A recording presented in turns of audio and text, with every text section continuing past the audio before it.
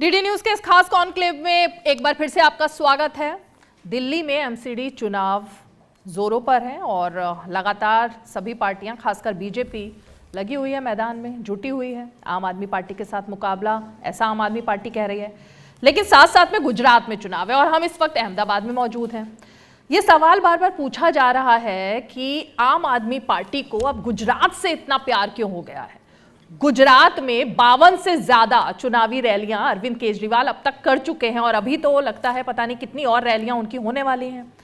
तो ये जो सवाल कई सारे खड़े हो रहे हैं आम आदमी पार्टी को लेकर, खासकर अरविंद केजरीवाल जिस तरह से अपने सभी नेताओं के साथ, मंत्रियों के साथ ताकत झोंके हुए हैं गुजरात में, उसके पीछे की आखिर रणनीति है क्या, जरा जानने की यही कोशिश कर रहे हैं। हमारे साथ आम आदमी पार्टी के प्रवक्ता और state youth president Praveen Ram ji मौजूद हैं। बहुत बहुत स्वागत है आपका डीडी न्यूज़ के हमारे इस खास मंच पर। प्रवीण जी, क्या लगाव हो गया अचानक गुजरात से अरविंद केजरीवाल का? 2017 में तो सभी सीटों पर जमानत जब्त हुई थी, इस बार तो पूरा एकदम।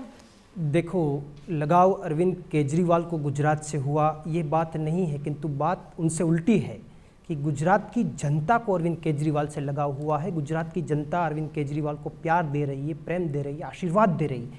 बड़ी पैमाने पे लोग इकट्ठे हो रहे हैं, स्वयंभू लोग आ रहे हैं। तो जाहिर के तौर पे सर्वे बहुत बढ़िया आ रहा है। लोग चाहते हैं कि बदलाव आए। इस बार एक मौको केजरीवाल करके एक जो टैग चला है, तो पूरे गुजरात में परिवर्तन का माहौल है। और जब लोग आशीर्वाद दे रहे, लोग प्यार दे रहे, तो जाहिर तौर पे है अरविंद जी गुजरात में आ रहे हैं। क्या सर्वे आया है? सर्वे हम देखो, इस सर्वे के अंदर तो वो अंदर की बात है, फिर भी मैं बता देता हूं कि कांग्रेस टक्कर में नहीं है। अरविंद जी ने लिख के भी बताया है कि 5 सीट से कम सीट कांग्रेस की आ रही है। पंजाब में भी लिख के बताया था, दिल्ली में भी लिख के बताया था और विद कॉन्फिडेंस बोला था। तो कांग्रेस तो कोई टक्कर में ही नहीं है। आपस की लड़ाई बीजेपी के साथ है और हम गुजरात की जनता जीत के रहेगी। आईबी की रिपोर्ट से ज्यादा संवेदनशील तो नहीं होगी आपकी रिपोर्ट? नहीं, आईबी की जब आईबी की रिपोर्ट वो पब्लिक कर सकते हैं तो आपकी रिपोर्ट भी कर ही सकते हैं। आईबी के नहीं, हमने बता दिया ना, इसलिए तो मैंने बताया कि हम टक्कर दे, बीजेपी के साथ टक्कर में है और हम सरकार बनाएंगे।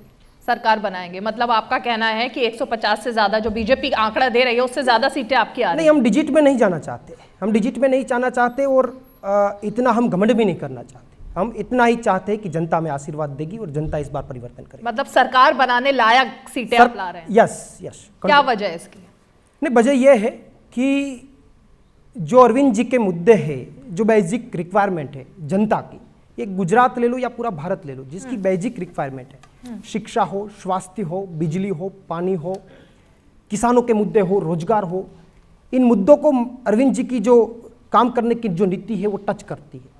वो बात करते हैं शिक्षा पे, वो बात करते हैं, आम आदमी बात करती है स्वास्थ्य पे, किसानों के लिए, रोजगार, युवाओं के लिए, इन सभी के लिए बात करती है। और गुजरात में 27 साल से जो बीजेपी शासन चला रही है, कहीं न कहीं कई सारे मुद्दे हैं। महंगाई का मुद्दा है, बेरोजगार युवाओं का मुद्दा है, पेपर फूटने का मुद्दा तो पूरे भारत ने देख लिया कि गुजरात में कितने पेपर फूटते हैं। तो सब युवा भी त्रस्त है, किसान भी त्रस्त है, सब महिला भी त्रस्त है। तो इस बार 110% परिवर्तन आएगा। तो 3 मुद्दे हैं मेन जो आप ले रहे हैं बार बार जी। एक आपने अभी स्वास्थ्य का मुद्दा कहा, उसी पे बात कर लेते। दिल्ली मॉडल की बात हो रही है ना। परसों की एक खबर आई थी कि दिल्ली के मोहल्ला क्लिनिक में 16 बच्चे, उनको ऐसा कफ सिरप पिलाया गया क्योंकि डॉक्टर्स जो हैं वो ट्रेंड नहीं है और उसकी वजह से उन मासूम बच्चों की मौत हो गई। एक बड़ा मुद्दा है मोहल्ला क्लिनिक दिल्ली में, वो यहां पर आप लाने की कोशिश कर रहे हैं? नहीं, देखिए, ये इंसिडेंट्स के बारे में मेरे पास जानकारी नहीं है, फिर भी मैं बता देता हूं कि ऐसा यदि हुआ है, किसी ने भी ऐसी गलती की है, तो वहां की सरकार उस पर, यहाँ गुजरात की तरह नहीं होगा कि मोरबी में घटना हुई, करप्शन की वजह से हुआ, जिसने ये कॉन्ट्रैक्ट लिया था उसका नाम भी एफआईआर में दर्ज करने से सरकार डर रही है। क्यों डर रही है? तो यदि कोई ऐसा हादसा हुआ है तो 110% आम आदमी पार्टी की सरकार उस पर एक्शन लेगी। या बीजेपी की तरह यहाँ कर रही है, अभी गुजरात ये बात भूला नहीं है जो मोरबी का हादसा। प्रवीण जी, केंद्र सरकार ने इस पर रिपोर्ट ले ली है, वो ले रही है रिपोर्ट। मेरा सवाल तो ये है कि मोहल्ला क्लिनिक जो एक आम आदमी पार्टी का मॉडल है, उसकी रोजाना तस्वीरें सामने आ रही है कि किस तरह से डॉक्टर्स जो वहां पर हैं वो ट्रेंड नहीं है, उनको पता नहीं है कैसे इलाज करना है। तो क्या वही मॉडल गुजरात में दिया जाएगा? नहीं, देखो, मोहल्ला क्लिनिक, एक तो आपने स्वीकार किया कि मोहल्ला क्लिनिक बना है और वहाँ काम चल रहा है, ये बात तो स्वीकार हुई। अब वहाँ कोई ऐसे इंसिडेंट्स होते हैं, यदि काम करते हैं तो स्वीकार करते हैं कि कोई कहीं घटना ऐसी बन जाती है तो उसमें सरकार को ठोस कदम लेने चाहिए और उसमें हम लेंगे। किंतु ये बात स्वीकार हुई कि मोहल्ला क्लिनिक में वहाँ की सरकार ने काम किया है। नहीं, एक होता है काम करना और एक होता है किस तरह का काम करना, दोनों में अंतर है ना प्रवीण जी? देखो, काम किया है तो उसमें कोई भी काम होता है तो 5-10% कहीं ना कहीं गलती हो जाती है, कुछ मिस्टेक रह जाती है, तो उसका मतलब ये नहीं है कि 90% काम खराब। ओके, चलिए दूसरा मुद्दा आते हैं शिक्षा पर। आप, क्योंकि 3 आपके अहम मुद्दे हैं, शिक्षा, स्वास्थ्य और एक ये जो आपने मुद्दा लिया। 84% दिल्ली के जो स्कूल हैं उसमें प्रिंसिपल नहीं है। ये खबरें तो आप पढ़ते ही होंगे गुजरात में रहकर भी, क्योंकि दिल्ली से ये सब कुछ यहाँ पर चल रहा है, संचालित हो रहा है। 40% जो स्कूल हैं उनमें टीचर्स नहीं हैं, साइंस की, मैथ्स की पढ़ाई नहीं होती है स्कूलों में वहाँ पर। और ये तस्वीरें भी किसी पॉलिटिकल पार्टी ने नहीं दिखाई हैं, ये खुद वहाँ के बच्चे दिखा रहे हैं जो कि टीन के शेड में पढ़ने को मजबूर हैं उन स्कूलों में। वो मॉडल क्या गुजरात में आप लाना चाहते हैं? नहीं, देखो, शिक्षा के मुद्दे पे यदि कोई ऐसी बात करे कि दिल्ली का शिक्षा का मॉडल गलत है, खराब है, तो मेरा ये मानना है कि मैं उसको आमंत्रित करूंगा आम आदमी पार्टी की तरफ से कि आइए, मैं आपके साथ दिल्ली चलूंगा और आपको बताऊंगा। जहां गलतियां हैं आप हमें बताइए, उसका हम सुधार करेंगे। बात रही आपने जो बताई, जो कमियां हैं, वो कमियां जो होगी वो सुधार होगा। किंतु ये भी जानना जरूरी है कि लास्ट 1 साल का डेटा है दिल्ली के अंदर, 7 साल का डेटा है। हाँ, ये आपने 7 साल का बताया, 7 साल का ये भी डेटा है कि 12,000 कमरे नए ओपन हुए। ये भी डेटा है कि जितनी यहाँ की प्राइवेट स्कूल है उनसे भी बढ़िया स्कूल वहाँ पे है, ये भी डेटा सही है।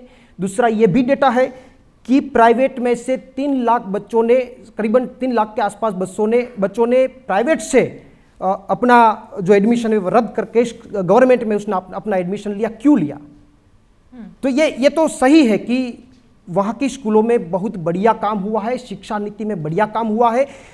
यूएस के प्रेसिडेंट यहाँ आते हैं, उसकी वाइफ क्यों वहाँ जाना चाहती, क्यों वो वहाँ की शिक्षा नीति पे अभ्यास करना चाहती? वो इसलिए करना चाहती है क्योंकि न्यूयॉर्क टाइम्स में एक खबर छपवाई जाती है और उस खबर को जब पढ़ा जाता है तो लगता है कि देखा जाए दिल्ली के स्कूलों का मॉडल क्या है। नहीं तो अच्छी बात है, जब खबर छपवा दी जाती है तो उसके बाद ये बात सामने आती है। नहीं तो फिर अच्छी बात है, वो आए, मोस्ट वेलकम। जब आए तो उसने फिर बदौलत फिर बाहर निकल के ऐसा नहीं बोला कि जो हमने सुना था वो गलत था, तो उसका मतलब तो यही हुआ। दूसरा, बीजेपी केंद्र में भी है, गुजरात में भी है।